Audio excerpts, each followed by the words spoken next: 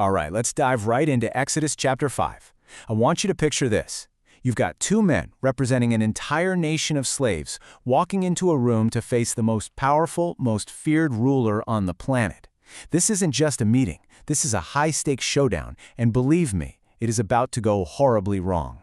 So let's set the scene. We're in Pharaoh's throne room.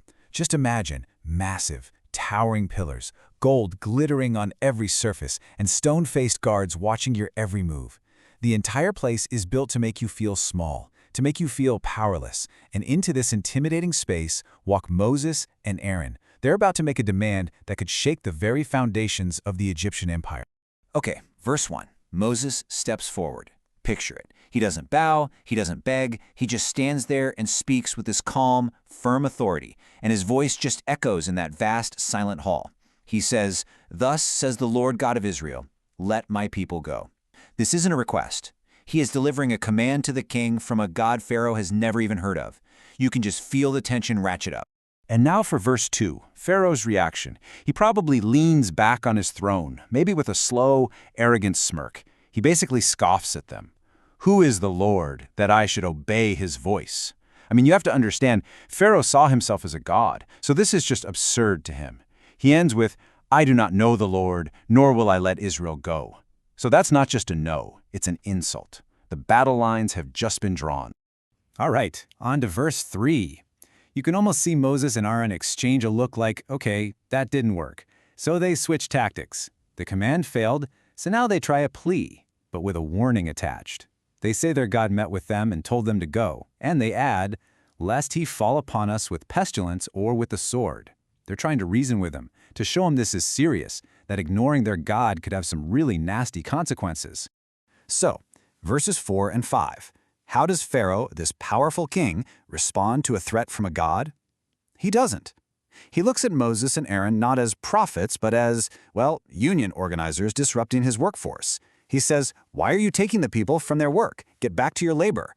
He's not thinking about religion or divine punishment. He's thinking about his bottom line, about lost productivity. It's cold, it's calculating, and it shows you exactly what he cares about. And right here, this is the moment the whole situation pivots.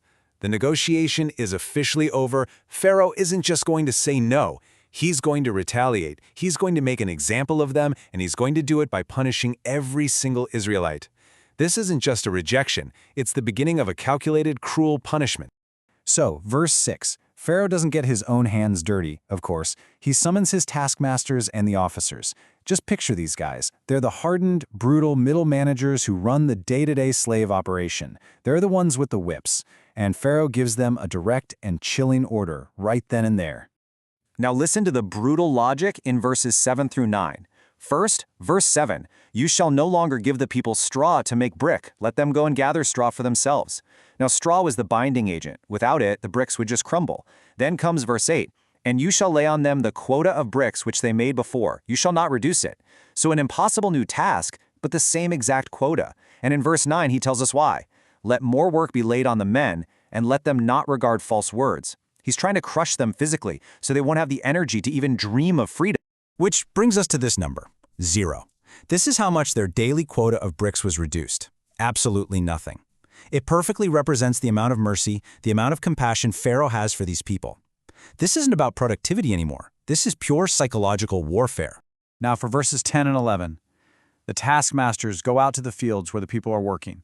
Imagine the scene. Maybe you've heard a whisper about Moses going to Pharaoh. Maybe you have a tiny little spark of hope for the first time in your life. And then the taskmaster shouts the new decree. Thus says Pharaoh, I will not give you straw, yet none of your work will be reduced. In that single moment, you can just feel that spark of hope get completely extinguished, replaced by a cold, sickening dread. So, the decree has been made. Now we're going to leave the cold, marble halls of the palace and get down into the dirt. We're heading to the mud pits, where we're about to see the real, devastating, human cost of Pharaoh's anger. Okay, verses 12 and 13, it's pure chaos. The people are scattered all over Egypt. Picture them on their hands and knees under the blazing sun, frantically grabbing for bits of stubble, anything they can find to mix in the mud. And all the while, as verse 13 says, the taskmasters are pushing them, hurrying them, yelling, fulfill your work, your daily quota. It is a desperate, exhausting, and utterly hopeless scramble for survival. And then we get to verse 14, which is just so twisted. Of course, they can't meet the impossible quota. So what happens? The Israelite officers, foremen chosen from among the slaves themselves, are the ones who get beaten. Imagine being put in that position, forced to enforce an impossible rule on your own people, and then getting whipped when they inevitably fail. The whole system was designed to turn them against each other. So in verses 15 and 16, these beaten Israelite officers, they make one last, desperate appeal. They go directly to Pharaoh himself. Picture them, bruised and bloodied, trying to plead their case. They say, "Why are you treating us like this? There's no straw."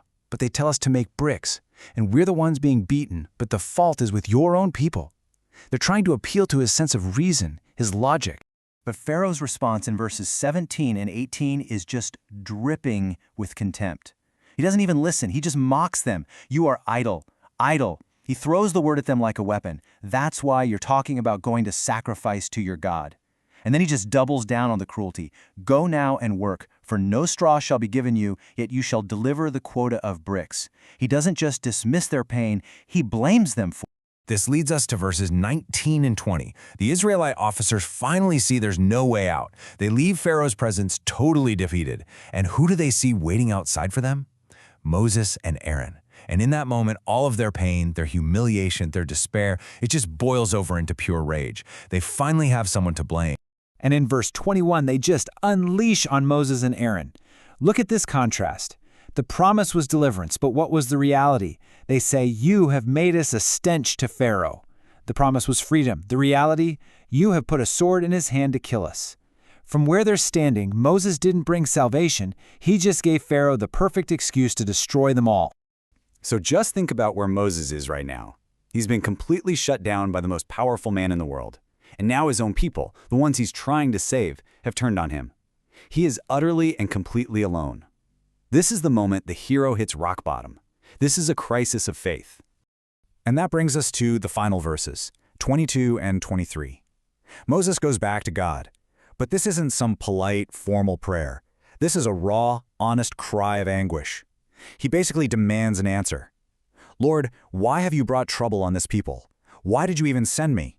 Because since I showed up, he has done evil to this people, and you haven't delivered them at all." He's laying the failure right at God's feet. And the chapter just ends there, on that one hanging question. Lord, why?